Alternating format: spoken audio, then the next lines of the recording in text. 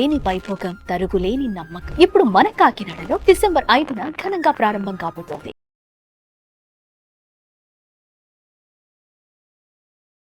నమస్తే రమగారు. నమస్తే జయ.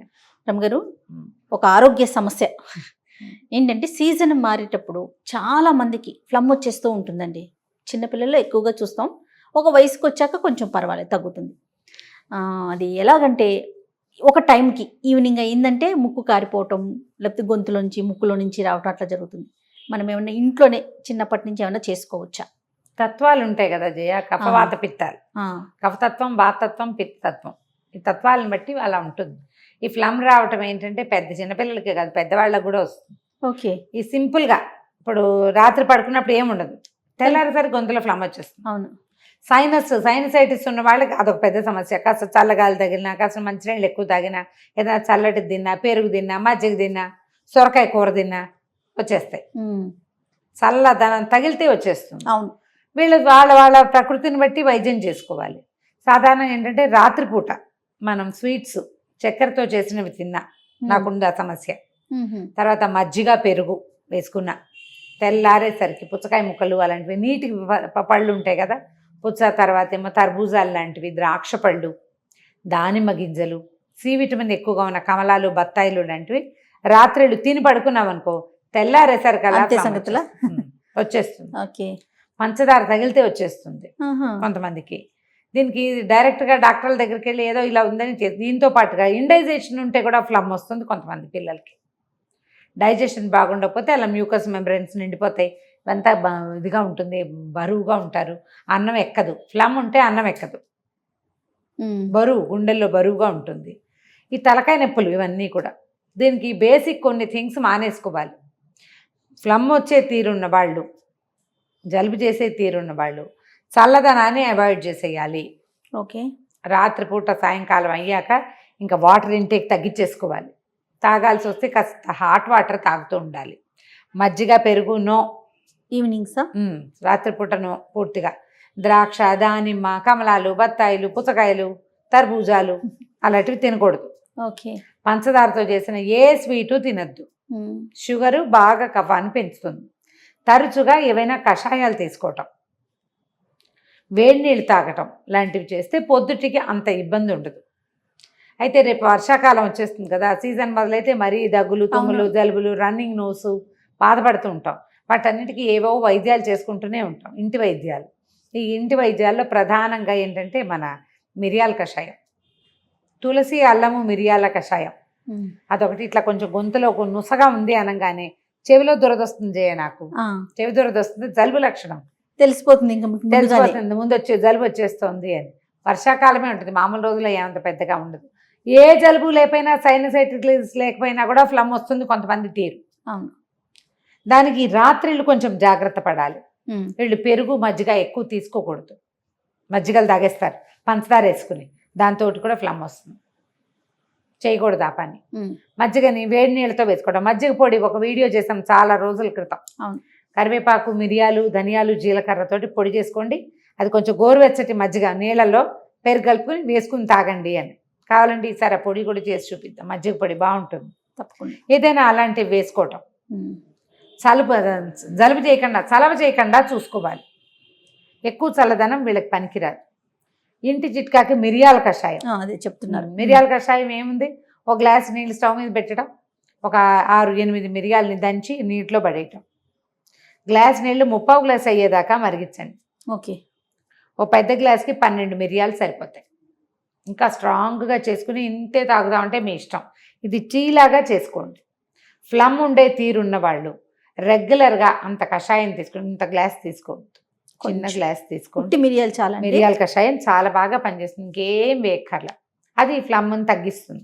మీకు ఓవర్ హీట్ చేస్తుందేమో చూసుకోండి. ఓవర్ హీట్ చేస్తుందంటే ఇందులో పటిక బెల్లం వేసుకుని తాగాలి. ఇందులోనే పాలు, పంచదార వేసి ఇచ్చేవాళ్ళు మా చిన్నప్పుడు.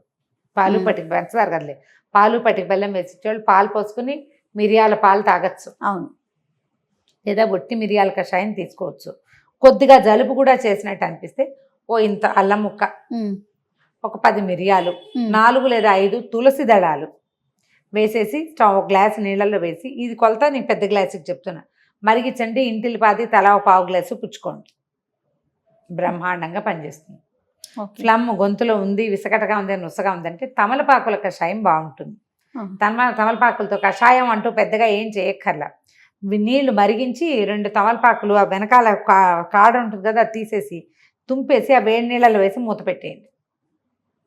ఒక 10 నిమిషాలు 8 నిమిషాల తర్వాత దాన్ని చక్కగా వడబోసి తాగేసేయండి. దీన్ని తమలపాకు టీని రెగ్యులర్గా తాగితే గొంతులో చేరే ఫ్లమ్ లక్షణం పోతుంది. చిన్నపిల్లలకైతే కనుక ఏం చేసేవాళ్ళం, తమలపాకును కొంచెం ఆముదం రాసి పొయ్యి మీద ఇట్లా వెచ్చబెడితే ఇట్లా మెత్తగా అయిపోతుంది. దాన్ని బాగా నలిపి రసం తీసేవాళ్ళం. ఇంత అందులో చిటికెడు పటిక బెల్లం పొడేసి కలిపి ఇస్తే ఈ గొంతులో గరగరలాడే ఫ్లమ్ బయటకు వచ్చేసి పిల్లలు కక్కేస్తారు.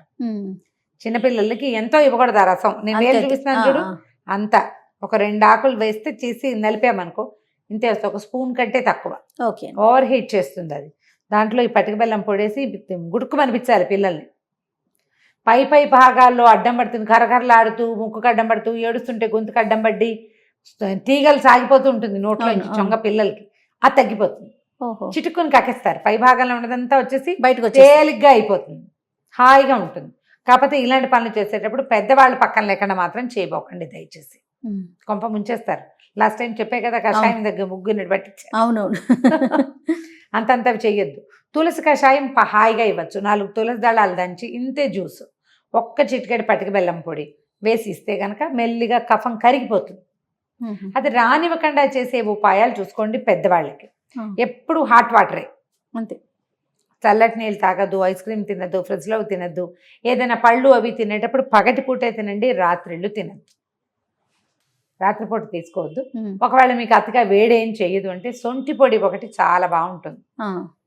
వాము కషాయం, సొంటి పొడి, అల్లం కషాయం ఇలాంటివి ఏవైనా తీసుకో. ఇవన్నీ ఇన్ఫ్యూజ్ చేసుకోవచ్చు. మనం అల్లం చిన్న ముక్క శుభ్రంగా దుమ్మంతా దులిపేసి మురికి లేకుండా నీట్గా కడుక్కుని దంచేయండి. వేడి నీళ్ళు మరగబెట్టడం, గ్లాసులో పోసి అల్లం ముక్క అందులో వేసేయండి, చాలు. ఓ 10 నిమిషాలు ఆగి తాగండి. మీరు ఎక్కువ తీసుకున్నా మీకు ఏమి ఇబ్బంది లేకపోతే 1 లీటర్ నీళ్ళలో వేసుకోండి. అల్లంతో నానిన నీళ్ళని తాగండి. డైజెషన్ బాగుపడుతుంది, గొంతులో ఉన్న జిగురు తగ్గిపోతుంది. ఓకే, బాగా పనిచేస్తుంది అది. ఇట్లా ఏదైనా ఒక పద్ధతిని అలవర్చుకుని ఉంచుకోండి. అప్పుడు ఈ తరచుగా చేసేటువంటి ఫ్లమ్ తత్వం మిమ్మల్ని బాధించకుండా ఉంటుంది. ఎవరైనా హోమియో డాక్టర్ కనుక దొరికితే ఆ తత్వం మారేందుకు కూడా మందిస్తారు. తత్వం మారేందుకు మందిస్తారు, హాయిగా తగ్గిపోతుంది. ఏమీ ఇంకా ఇబ్బంది ఉండదు. రెగ్యులర్ మెడిసిన్ పడుతుంది కాబట్టి మీరు ఇంకా చేయక్కర్లా.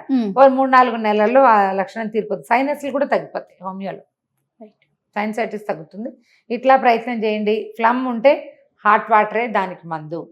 స్టీమ్ పెట్టుకోవడం బ్రహ్మగారు, స్టీమ్ పెట్టుకుంటే ఈ మొహాలు సైనస్లు అవి బిగిసిపోయి ఉంటాయి కదా, లూజ్ అవుతుందా? అవి లూజ్ అయిపోయి ముక్కు రన్నింగ్ నోస్ వచ్చేసి కొంచెం తేలికిస్తుంది.